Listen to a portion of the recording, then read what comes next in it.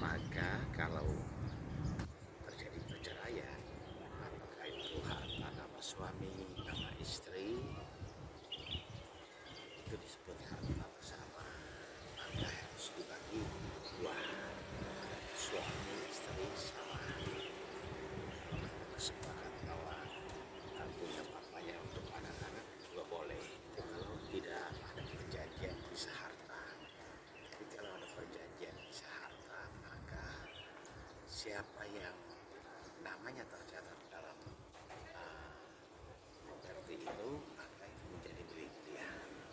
Karena tujuan perjanjian pisah harta itu intinya bahwa antara suami dan istri tidak ada pencampuran harta dan masing-masing memiliki sendiri. Jadi kalau mereka membeli dalam perkawinan tapi yang tercatat itu nama suami, maka itu punya suami. Jadi kalau suatu perceraian terjadi di mana mereka itu tidak ada perjanjian, ya berarti dianggap harta bersama dan harus dibagi sesudah perceraian.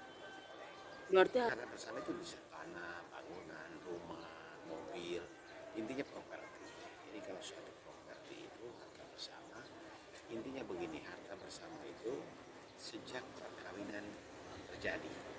Jadi kalau dilakukan di kawah sejak mereka tercatat sebagai suami istri, atau ketika perkawinan di gereja dan tercatat di catatan sipil, maka sejak itulah terjadi pencampuran harta.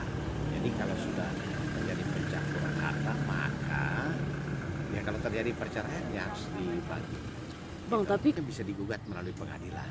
Dan kalau toh salah satu pihak tidak mau membagi, pihak yang namanya tercatat di situ juga tidak bisa melakukan perbuatan hukum. Perbuatan hukum dalam arti begini, dia juga tidak bisa melakukan penjualan.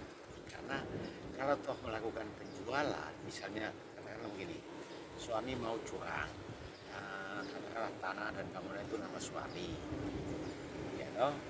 Lalu sesudah bercerai, kemudian dia ingin menjual diam-diam, di notaris itu akan meminta, notaris itu akan minta, misalnya memintanya begini, kalau itu memang nama suami, maka dia akan meminta apakah antara suami istri sesudah terjadi perceraian itu sudah ada pembagian. Kalau misalnya masih terjadi tercatat nama suami dan tidak ada keterangan tentang pembagian, notaris juga tidak akan mau, karena di situ akan potensi ada tindak pidana, misalnya memberi keterangan palsu, memalsukan keterangan, yang intinya bisa seharusnya harta bersama tapi dinyatakan harta seorang aja, gitu. Boleh, tidak benar ya? pemilih nggak sih bang? Enggak, anak tidak bisa dilibatkan.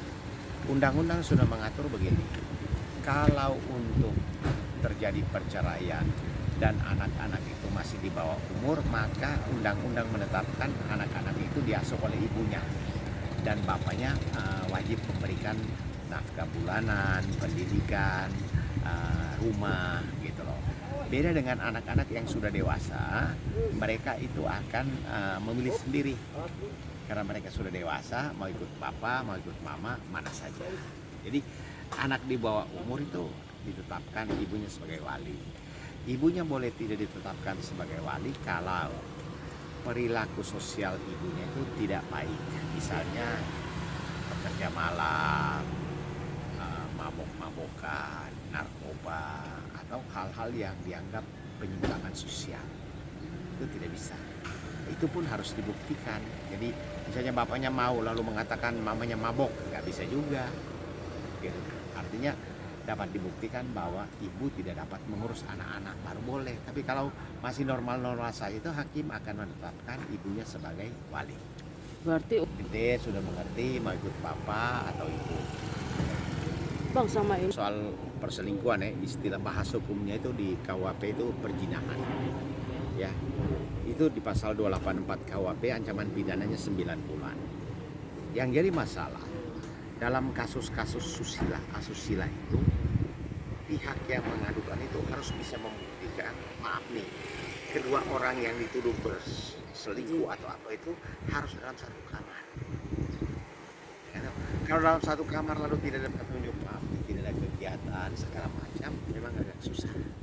Jadi harus dapat dibuktikan bahwa telah terjadi perselingkuhan itu, dan itu terjadi dalam ruang tertutup. Kalau mereka dua hanya ngopi-ngopi cerita saja atau video lagi bercanda, nggak bisa, karena pembuktian tentang perzinahan itu hukum mengatur bahwa kedua orang itu dalam tanda petik sedang hubungan, dan itu harus dalam kamar. Kalau hanya ya mereka dua berjalan saja nggak bisa. Tapi kalau misalnya